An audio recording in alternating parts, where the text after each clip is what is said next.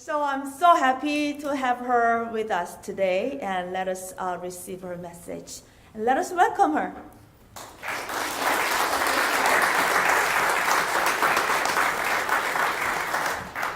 Wow, was that really me? I'd like to thank you all for your very warm welcome. And, you know, my mom used to say she got to an age when her arms weren't long enough. I think my arms are long enough today, so this is good. A mother, I've heard, is a person who, when finding out there are 4 slices of pie for 5 people, promptly decides she was never much into pie. How many of you had a mother like that? I know I certainly did.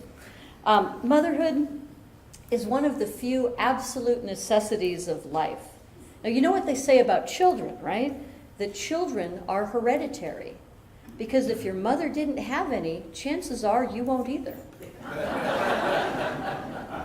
So, just a show of hands, please, as I'm new here. Who are the mothers in the room?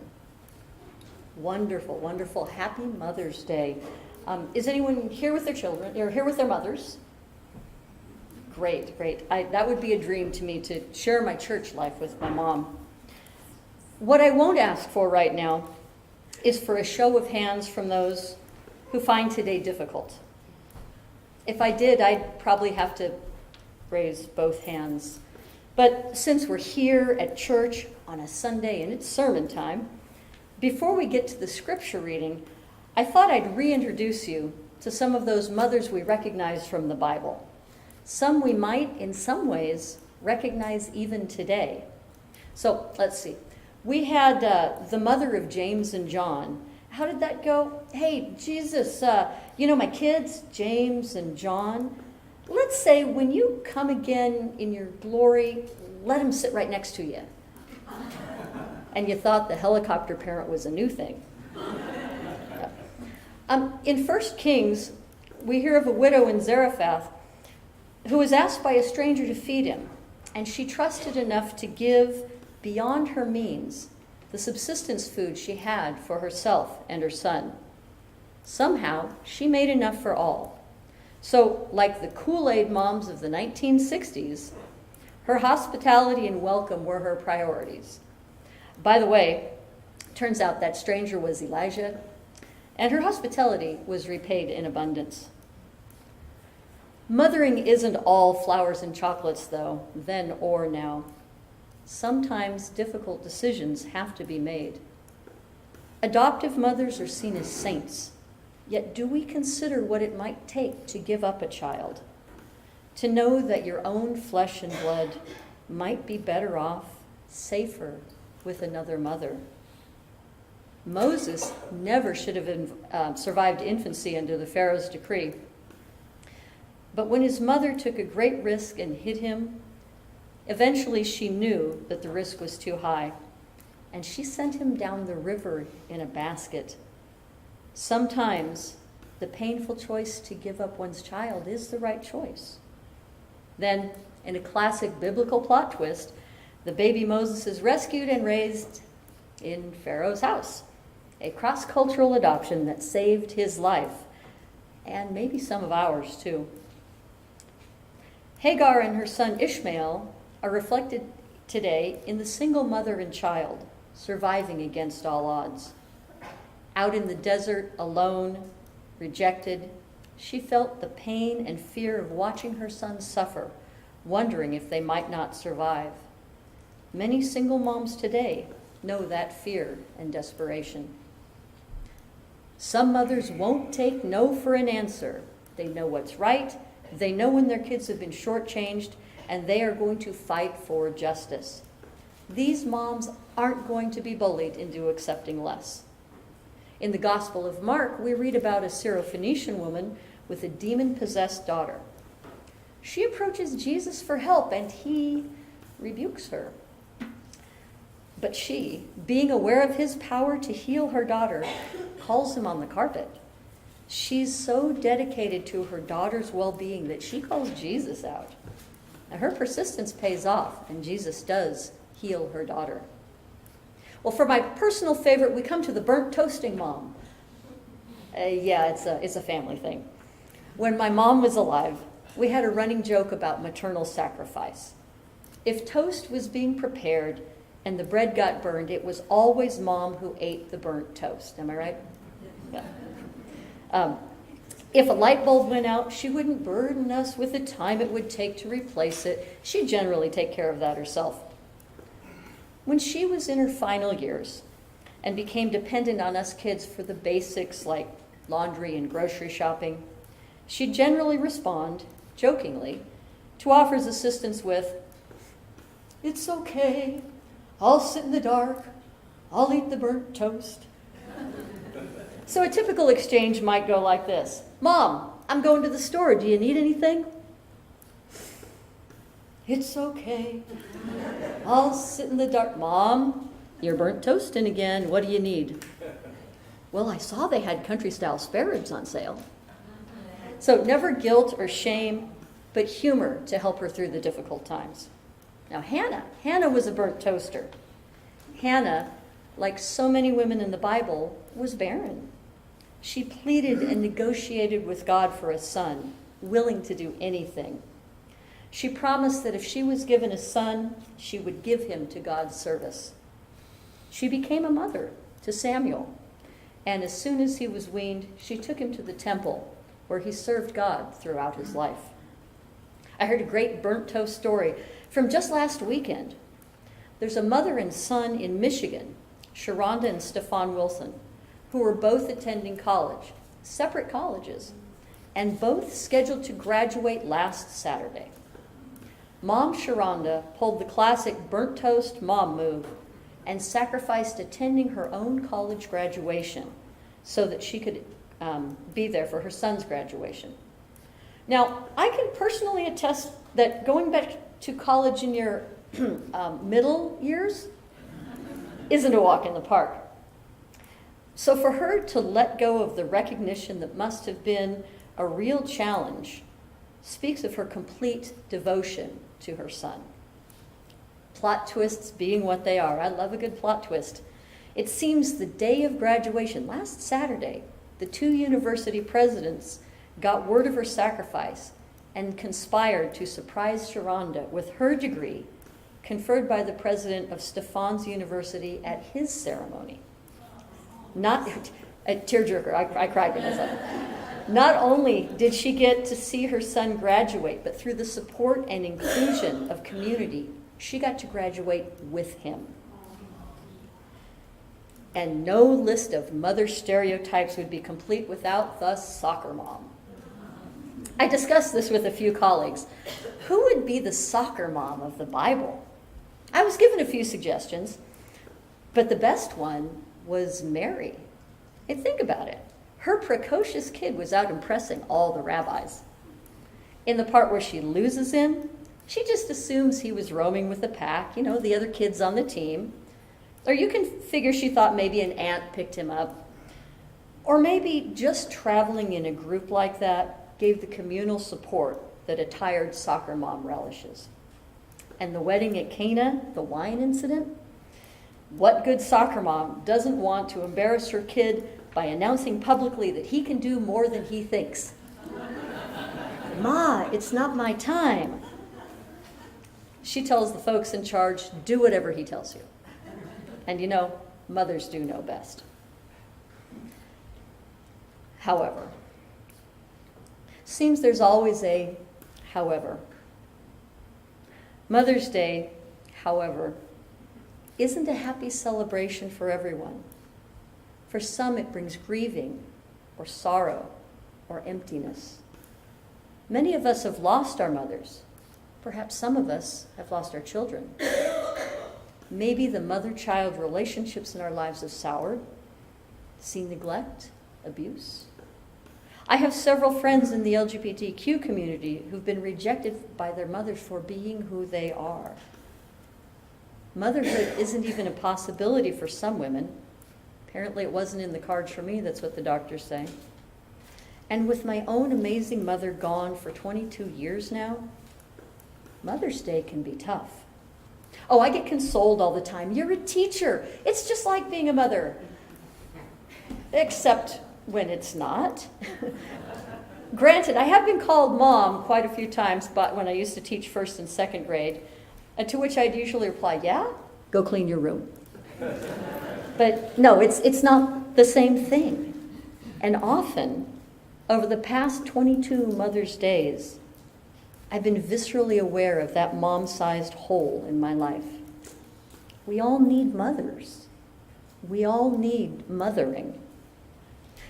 But I'm not here to give you the sob story of my past Mother's Days. You see, in the last maybe 3 years, I've come to see just how profound a day like this can be. I'd like to share with you a recent experience. So as you heard, I'm a seminary student. In 3 days, my first year will be done. About a week ago for my worship class, I had to perform a demonstration worship service. 30 minutes, videotaped. And unlike a typical worship with shared roles, I had to do every part of it myself, minus the singing, fortunately. I am not gifted in the way you're amazing. That's amazing. It was to be held in the chapel at my church up at First UMC in Sacramento. And with the high usage of our building, I wasn't able to set up the day before. I was scrambling around all morning, bringing in candles and altar cloths, setting up the microphone and the camera. An hour and a half early, one of my buddies walks in. What do you need? Oh, talk about timing. Next thing you know, the chairs were placed and the piano was moved. We were setting sound levels and the camera angle. Another couple walked in half an hour early, and they got right on preparing the communion elements and copying bulletins. My pianist friend arrived and started warming up, and a karate class pal who had rearranged her lunch schedule to be there handed out hymnals. My own pastor rolled in right at 1, squeezing this into a day of back-to-back meetings. A few minutes of background about the assignment, and we began. Now, I'm up in front of people all the time, between 22 years in the classroom and a dozen or so active in poetry circles and a million other things. Speaking to the crowd's a comfortable thing. But this was a worship service. The whole thing. My first one. And as I looked out at that dozen plus people who were there, well, listen, would you, as I read from the Gospel of Matthew, chapter 12, verses 46 through 50. While he was standing speaking to the crowd, his mother and his brothers were standing outside wanting to speak to him. Someone told him, "Look, your mother and your brothers are standing outside wanting to speak to you." But to the one who had told him this, Jesus replied, "Who is my mother and who are my brothers?" And pointing to his disciples, he said, "Here are my mother and my brothers. For whoever does the will of my Father in heaven is my brother and my sister and my mother." The word of God for the people of God. Thanks be to God. That dozen plus people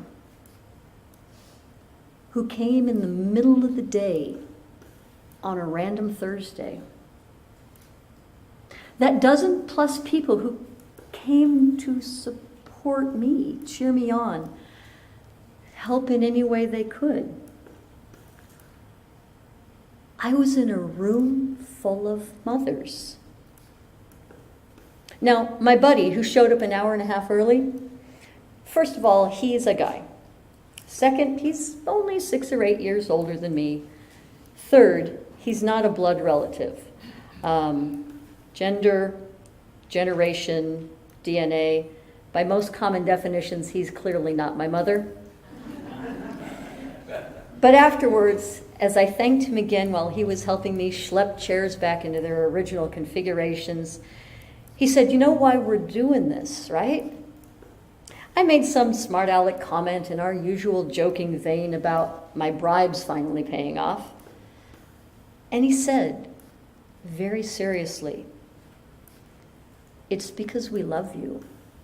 You know this, right?" Yeah. Never been more profoundly aware of that than looking out that day on that gathering of loving friends, glowing faces, my church family, there for me, a room full of mothers, just like Jesus described. So as we consider Mother's Day today, in the setting of this worship service, I thought we should talk about other mothering, our spiritual mothers, in communities of faith, where we find them, what it looks like, just who our mothers are, and what our role as mothers is to each other. Now, I'm a teacher, as you've heard, so I have to throw in at least one kid story, because kids can be mothers too.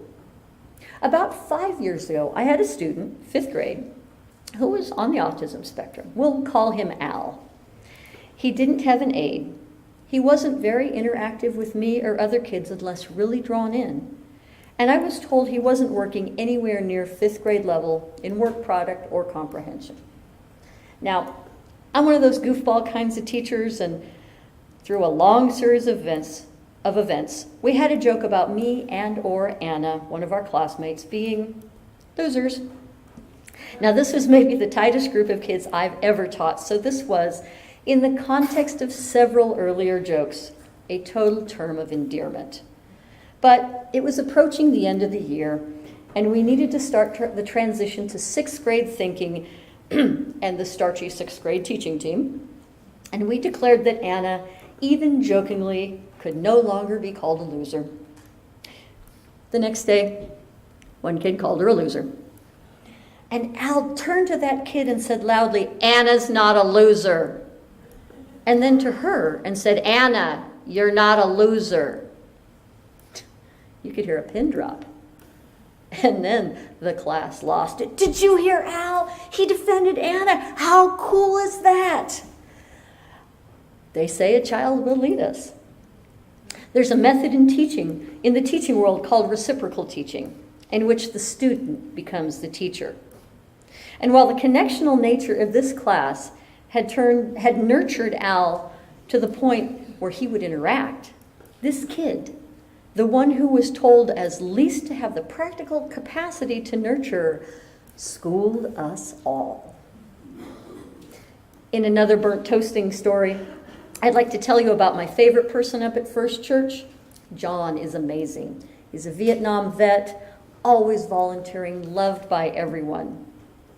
A year ago, Christmas, we were holding our community breakfast, which serves mostly the folk in our area who are struggling with homelessness or drug abuse, mental health illnesses.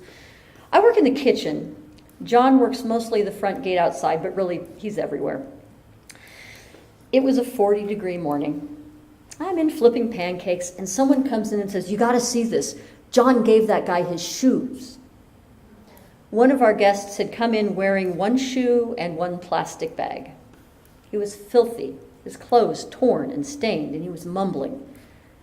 I went out to the dining room and saw John sitting next to him on a bench with his arm around the man's shoulders. The man was wearing John's shoes. John was in socks. Now, we usually are in t-shirts and casual clothes in the kitchen and change into our church clothes after serving. Jamie, seeing what John had done, went to his car and got his church clothes. He gave the man his pants. He gave the man his shirt, a belt, a jacket. John got him dressed.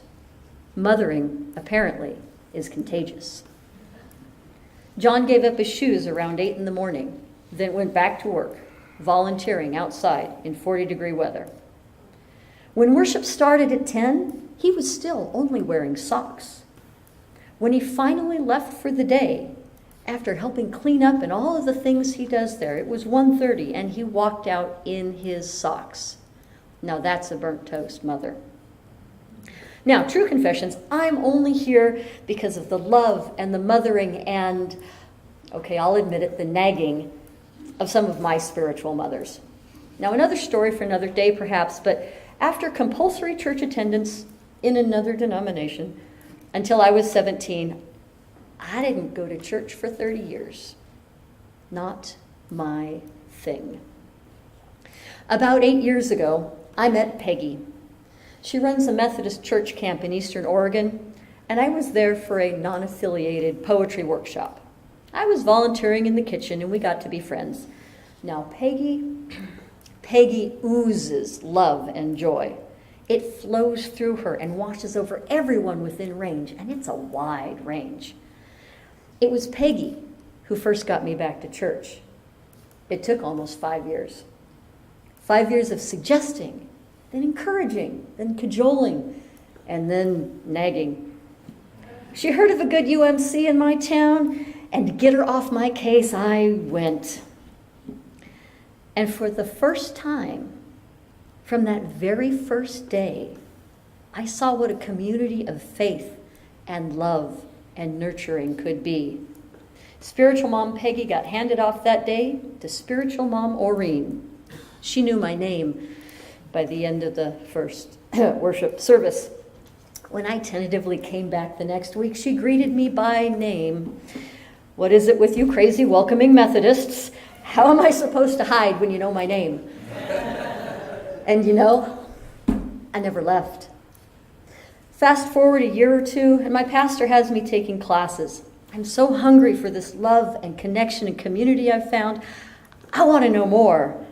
I start the monthly lay servant ministries classes, not to become anything, but, be more informed, maybe grow a little spiritually.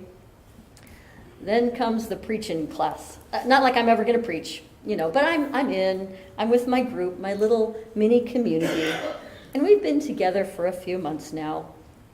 So do any of you know Pastor Heather at Byron UMC down the road? Well, she's teaching, preaching.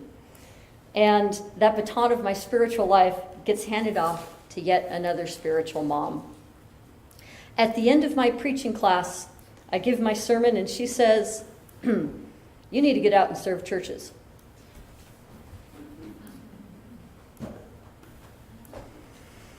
And over the next several months, she keeps checking in.